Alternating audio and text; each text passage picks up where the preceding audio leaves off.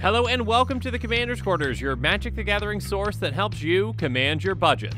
This show and episodes like this one are possible thanks to viewers like you. If you're looking for an easy way to help support this show, make sure that you like, share, and subscribe. Also, hit that bell notification icon so you don't miss any new episodes. You can also go check out our playmats and other merchandise at thecommandersquarters.com. Another easy way to support this show is with our TCG player affiliate links. So whether you're buying a deck or individual cards, you can use this general link right here or one in the description. And the final way that you can support this show is by supporting us directly by becoming a patron. There are many benefits to being a patron, and I truly couldn't do this without all their support. Hey everyone, Mitch coming in for the Commander's Quarters studio. Welcome to the show. So last week, Kaldheim spoiler season wrapped up, and we've had a week now to actually digest the cards and to really evaluate them. There are a lot of really cool and exciting cards from this set, and many of them are getting a lot of attention. Yeah, you've got your really exciting mythics and rares and even that cool uncommon commander cycle. But there's actually a common from this set that has really caught my eye and really hasn't gotten that much attention. So I'm urging you, please do not sleep on Depart the Realm. Depart the Realm might appear to be a very simple card, but it has a ton of potential. It's an instant for 1 and a blue, and it says return target non-land permanent to its owner's hand. Now we've definitely seen that cost and that effect on other cards, but what we haven't seen before is one that has Foretell, because Depart the Realm also has Foretell for just a blue. And if you need a quick reminder on what Foretell is, basically during your turn you may pay 2 and exile this card from your hand face down, then you cast it on a later turn for its Foretell cost. So it's a mechanic that's somewhat like Morph.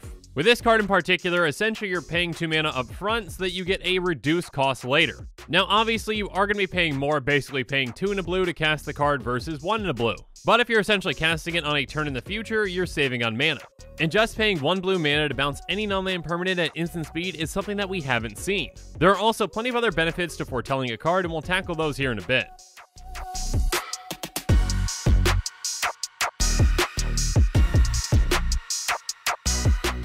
But first up, let's talk about some similar cards and some cards that really do see a good amount of play with Into the Royal and Blink of an Eye. Both literally do the exact same thing. They both are instants for 1 and a blue, and they return target non-land permanent to its owner's hand. But they also have Kicker for 1 and a blue, and if this spell was kicked, you draw a card. So they are very flexible in that you can just cast them for their cost and bounce something. Or by paying 2 blue, you can basically bounce something and draw a card. When it comes to blue bounce spells outside of Cyclonic Rift, which is an entirely different thing, this is basically what you're going to be working with. To bounce a non-land permanent at instant speed, you're going to have to pay 2 mana. There are cards like these though that have additional benefits if you pay more. Again, Depart the Realm is different in that it is also a flexible card, but you can basically invest mana early to be able to have a reduced cost later.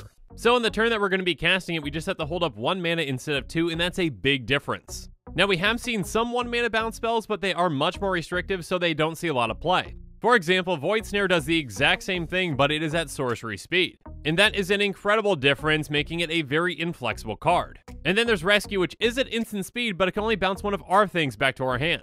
So again, not nearly as flexible as bouncing something that we control or something our opponents control. And while protecting our own things or getting something back to our hand can be nice, most of the time we want our bounce spell to bounce, well, one of our opponent's things. So again, on its face, Depart the Realm might seem like a very simple card, but we really haven't seen something that is as efficient and as flexible as this. Now obviously, as I mentioned before, you are paying more overall if you foretell the card. But there are plenty of benefits when you foretell a card outside of just saving mana on the turn that you're going to be casting it.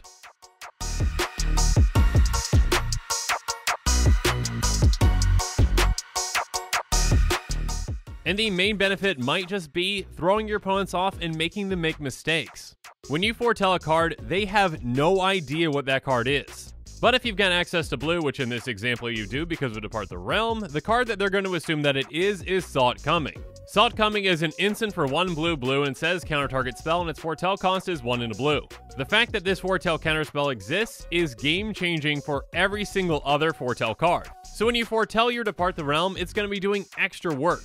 Just by it sitting there face down in exile, your opponents are going to be thinking through things, making wrong decisions because they think it's going to be a counter spell. On top of being a fantastic bounce spell for 1 mana, it's also a bluff. So they may play around that potential counterspell and make misplays. There are plenty of things that are going to be going through their mind simply because you paid 2 mana to put a spell face down. It's essentially the exact same thing as the Willbender effect for morph creatures. Players are going to play around it thinking it's one thing when it's actually something else. Another benefit of foretelling a card though is essentially it's a protected card. There really aren't too many ways to deal with a card that's in exile. So essentially any discard or wheel effects aren't going to take it away from you. And that even counts your own wheel effects as well. So that gets around to the tough decisions of, well, I don't want to wheel because I want to have access to this card still because, yeah, when you foretell it, you still have access to it.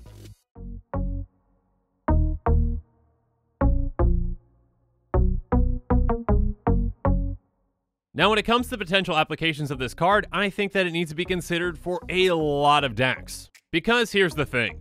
Saw It Coming is a fantastic counterspell, and I think it's going to see a lot of play in Commander. And because of that, other cards with Foretell essentially get a boost. Because again, the power in foretelling a card is you knowing what it is, but your opponents not knowing what it is and then making misplays because of that. And again, that's on top of any other benefits you get, such as a mana reduction. And there are a good amount of really powerful and playable Foretell cards from Kaldheim. And again, the more commonplace that Foretell cards become in Commander, the more effective they all become. Again, cards like Into the Royal and Blink of an Eye see a good amount of play, but I think that this one should see even more. Yes, those cards are flexible and effective in the right situation, but this one just gives you even more. It's a protected card that's essentially a bluff, and it's also cheaper to cast it when you need it. Now, when it comes to specific types of commanders that might want this card, I'll just list a few.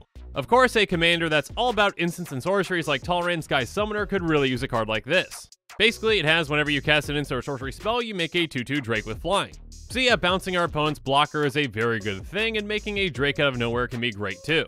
And Depart the Realm can be especially good if we don't have Talrand out yet. Basically, if we don't have anything else to do with our mana, we just invest that mana early and then we get a discount later. So when we actually want to benefit from the card and get that Drake, it's just going to cost us 1.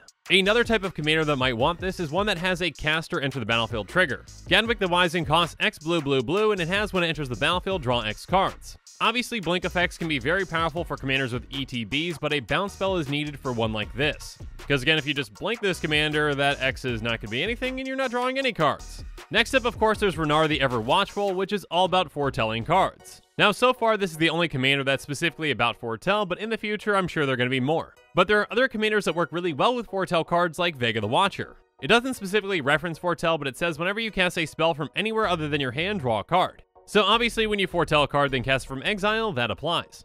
Again, Depart the Realm is just a fantastic card all around, and I urge you not to sleep on it. It might seem like a simple card on the surface, but once you dig into it, it does a ton for you.